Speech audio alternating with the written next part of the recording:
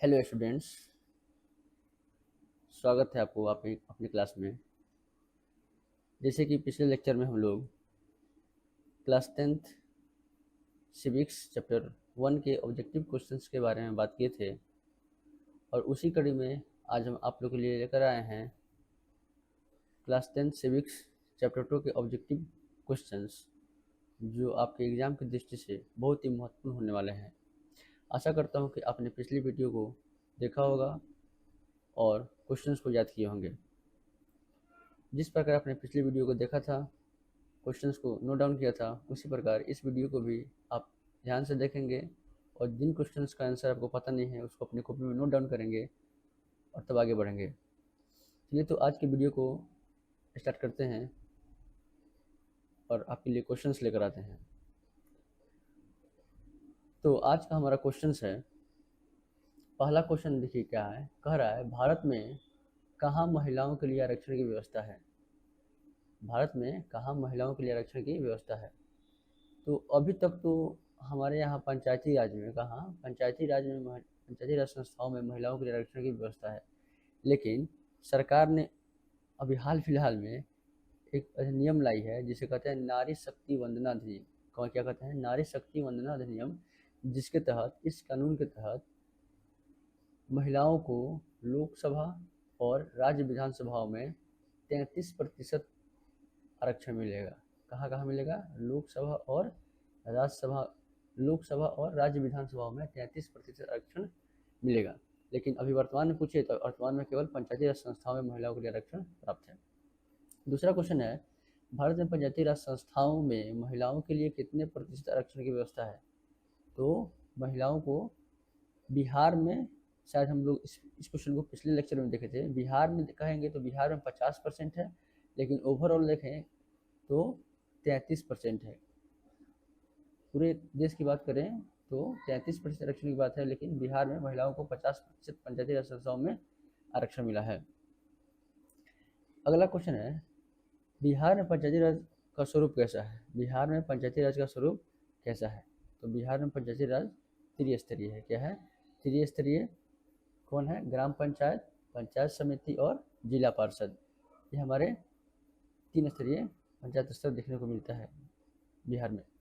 चौथा क्वेश्चन है, ग्राम पंचायत का प्रधान कौन होता है। ग्राम पंचायत का प्रधान कौन होता है। तो हम जानते हैं कि ग्राम पंचायत का प्रधान मुखिया होता है।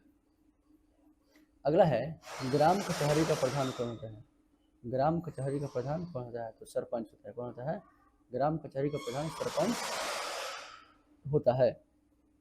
अगला क्वेश्चन है 6 नंबर, भारत में किस प्रकार की शासन प्रणाली है। भारत में किस प्रकार की शासन प्रणाली है।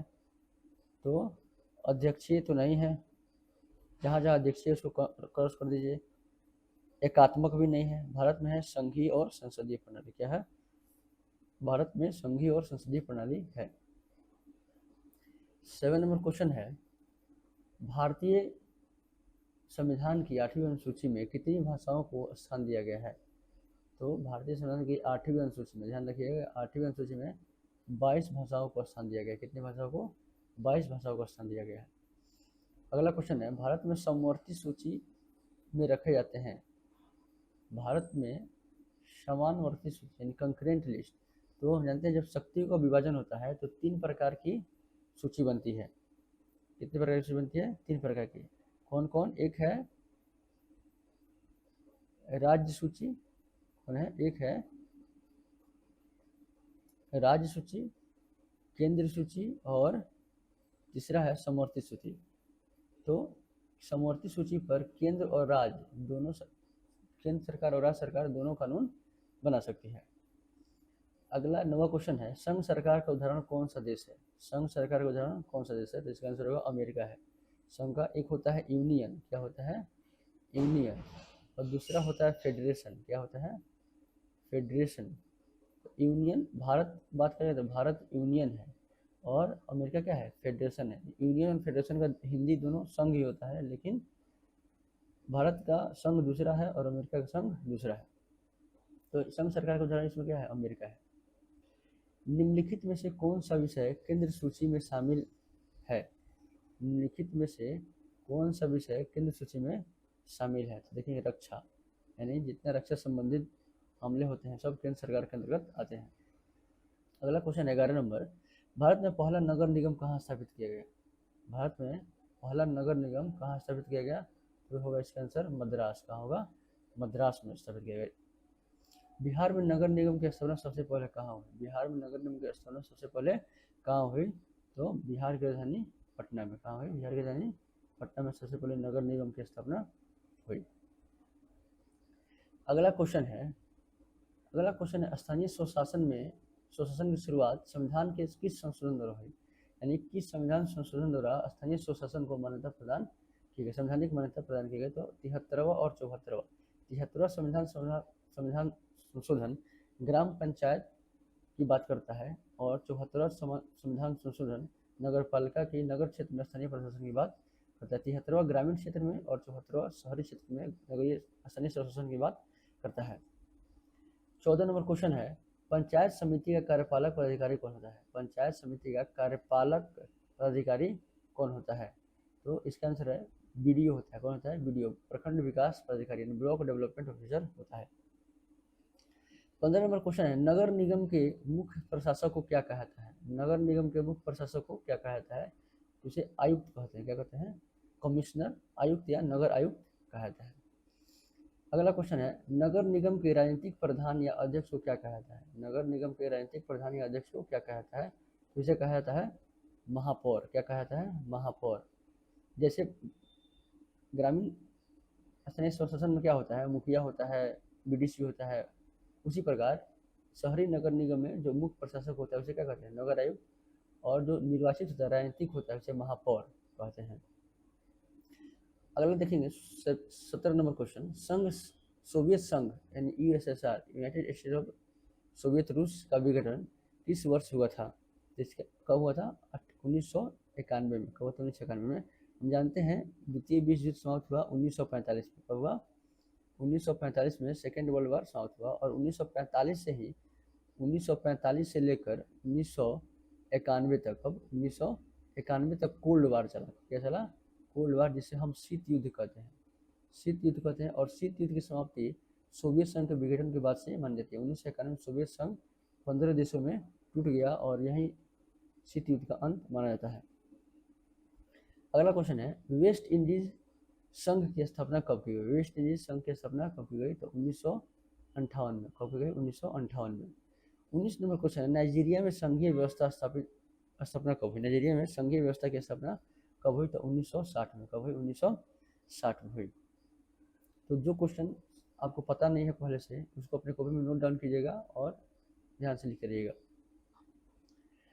भारत में संविधान के अनुसार अवशिष्ट शक्तियाँ किसे दी गई है? देखिए, पहले आपको बताएं, एक होती है केंद्र सूची, दूसरी होती है राज्य सूची, तीसरी होती है समवर्ती सूची और एक चौथी होती है अवशिष्ट शक्तियाँ, यानी वैसी शक्तियाँ, वैसे मामले जो न तो राज्य सूची में है, न केंद्र सूची में है और न ही समवर्ती सूची में है, वैसे मामलों को अवशिष्ट शक्तियाँ कहते हैं। अवशिष्ट शक्तियों के अंतर्गत रखा जाता है, उसे रिसीवरीज पावर कहते हैं। तो अवशिष्ट शक्तियाँ जो है, इस पर नियम कानून बनने का अधिकार केवल केंद्र सरकार को है। क्या है? केवल केंद्र सरकार को है। अगला है 21 नंबर क्वेश्चन, पंचायती राज अधिनियम के तहत ग्राम पंचायत की स्थापना के लिए न्यूनतम अवधि कितनी होनी चाहिए? तो ग्राम पंचायत की स्थापना के लिए न्यूनतम अवधि 7000 होनी चाहिए। यानी जिस पंचायत की आबादी 7000 होगी वहाँ ग्राम पंचायत की स्थापना होगी। अगला क्वेश्चन है, पंचायत समिति के एक सदस्य के चयन के लिए कितनी आबादी का होना? क्या है? पंचायत समिति। क्या है? पंचायत समिति के एक सदस्य के चयन के लिए कितनी आबादी का होना आवश्यक है? तो 5000। यानी 5000 पर एक पंचायत समिति के सदस्य का निर्वाचन होता है। 23 नंबर क्वेश्चन है, जिला परिषद के एक सदस्य के चुनाव के लिए कितनी आबादी निर्धारित की गई है? तो जिला परिषद के एक परिषद के लिए 50,000 जनसंख्या पर एक जिला परिषद का चुनाव होता है। अगला क्वेश्चन 24 नंबर है, ग्राम पंचायत क्या है? ग्राम पंचायत का बजट कौन पास करता है? ग्राम पंचायत का बजट कौन पास करता है? तो ग्राम सभा। कौन पास करता है? ग्राम सभा पास करती है। 25 नंबर क्वेश्चन है, निम्नलिखित में से कौन केंद्र शासित प्रदेश है? केंद्र शासित प्रदेश वर्तमान में बात करें तो वर्तमान में 8 केंद्र शासित प्रदेश है। कितने केंद्र शासित प्रदेश है? 8 है। कौन है? जम्मू कश्मीर, लद्दाख, चंडीगढ़, न्यू दिल्ली, दमन दीव दादरा नगर हवेली, उसके बाद लक्षद्वीप, पुडुचेरी, अंडमान अंडमान और निकोबार। ये कितने हैं? 8 हैं। कितने हैं? 8 केंद्र शासित प्रदेश हैं। तो इसमें से देख लीजिए कौन है? चंडीगढ़। कौन है इसमें से? 25 नंबर का आंसर होगा चंडीगढ़। क्या है? केंद्र शासित प्रदेश है। 26 नंबर क्वेश्चन है, भारत में योजना आयोग, जिसे अब नीति आयोग के नाम से जाना जाता है, कि गठन कब किया गया था? योजना आयोग का गठन कब किया गया था? 15 मार्च 1950 को। नोट में दिया गया, देखिए, नीति आयोग, योजना आयोग को हटाकर योजना आयोग के स्थान पर नीति आयोग की स्थापना 1 जनवरी 2015 को की गई। योजना आयोग का काम था सरकार के लिए 1 साल की योजनाओं को तैयार करना या पंचवर्षीय योजनाओं को तैयार करना। लेकिन 2014 में क्या किया गया? योजना आयोग को हटा दिया गया और 1 जनवरी 2015 को नीति आयोग की स्थापना की गई। अगला क्वेश्चन 27 नंबर है, राज्य पुनर्गठन आयोग, स्टेट रीऑर्गेनाइजेशन कमीशन की स्थापना कब हुई? राज्य पुनर्गठन आयोग की स्थापना 1953 में की गई। 1953 में की गई और इस आयोग ने अपनी रिपोर्ट 1955 में दी और इस आधार पर 1956 में एक नया कानून बनाया गया। अगला क्वेश्चन 28 नंबर है, सत्ता के विकेंद्रीकरण का क्या अर्थ है? सत्ता का विकेंद्रीकरण का क्या अर्थ है? शायद बात है कि सत्ता एक केंद्र से कई केंद्रों में जा रही है, कई केंद्रों के पास जा रही है, तो इसे सत्ता का विकेंद्रीकरण कहा जाता है। तो केंद्र सरकार के पास सारी शक्तियाँ होना? नहीं। राज्य सरकार के पास सारी शक्तियाँ होना? नहीं। शक्तियों का केंद्र और राज्य से स्थानीय सरकारों में स्थानांतरण होना, यही बात सही है, ऑप्शन सी सही है। यानी शक्तियाँ जो है वह केंद्र और राज्य सरकार से स्थानीय सरकारों में क्या हो रही है? स्थानांतरित हो रही है। एक बॉडी से दूसरे बॉडी में शक्ति जा रहा है। अगला 29 नंबर क्वेश्चन है, ग्राम कचहरी कितने रुपये तक के दीवानी और फौजदारी मामलों की सुनवाई कर सकती है? इसका ऑप्शन है, आंसर है 10,000। यानी 10,000 मामलों तक की दीवानी और फौजदारी मामलों है उसकी सुनवाई ग्राम कचहरी कर सकती है। 30 नंबर क्वेश्चन है, निम्नलिखित में से कौन संसदीय शासन प्रणाली की विशेषता नहीं है? निम्नलिखित में से कौन संसदीय शासन प्रणाली की विशेषता नहीं है? क्या पूछ रहा है? विशेषता नहीं है। तो दोहरी कार्यपालिका होती है। क्या यहाँ संसदीय प्रणाली में दोहरी कार्यपालिका होती है। प्रधानमंत्री नेतृत्व करता है? हाँ, करता है। शक्तियों का पूर्ण पृथक्करण नहीं, यहाँ शक्तियों का पूर्ण पृथक्करण नहीं होता है। और चौथा है, विधायिका के प्रति कार्यपालिका का उत्तरदायित्व। हाँ, यहाँ विधायिका कार्यपालिका के प्रति क्या रहती है? कार्यपालिका जो है विधायिका के प्रति उत्तरदायी रहती है, लेकिन शक्तियों का पूर्ण पृथक्करण नहीं होता है। शक्तियों का पूर्ण पृथक्करण क्या होता है? अध्यक्षीय शासन प्रणाली, जहाँ अमेरिका है, जैसे अमेरिका की शासन प्रणाली क्या है? वहाँ शक्ति का पूर्ण पृथक्करण देखता है। वहाँ पे जो है विधायिका और कार्यपालिका के बीच शक्तियों का पूर्ण पृथक्करण, यानी अलग अलग शक्तियाँ दिखाई देती हैं। तो कह रहा है कौन बाकी 3 जो है, ये दोहरी कार्यपालिका, प्रधानमंत्री के नेतृत्व और विधायिका के प्रति कार्यपालिका का उत्तरदायित्व, ये सब संसदीय प्रणाली की विशेषता है। और जो सी नंबर है, शक्तियों का पूर्ण पृथक्करण, यह संसदीय प्रणाली की विशेषता नहीं है। तो ये थे हमारे चैप्टर 2 के 30 इंपॉर्टेंट क्वेश्चंस। आशा करता हूँ कि आपको ये क्वेश्चंस अच्छे लगे होंगे, और अगर आपके सामने ये क्वेश्चंस नए हैं तो आप अपने नोटबुक में इन क्वेश्चंस को नोट कीजिए और बार बार रिवीजन कीजिए। धन्यवाद। अगर आपको यह वीडियो पसंद आया है तो चैनल को सब्सक्राइब कीजिए, ताकि अगले नेक्स्ट चैप्टर इस सीरीज़ में हम लोग 10th क्लास के लगभग सभी सब्जेक्ट को कवर करने वाले हैं। तो आप चैनल को सब्सक्राइब कर लीजिए, अपने दोस्तों के साथ भी शेयर कर दीजिए, और वीडियो अगर पसंद आया तो लाइक कर दीजिए और अपने दोस्तों के साथ शेयर कीजिएगा, तो आपके दोस्त भी इसका लाभ उठा पाएंगे। धन्यवाद।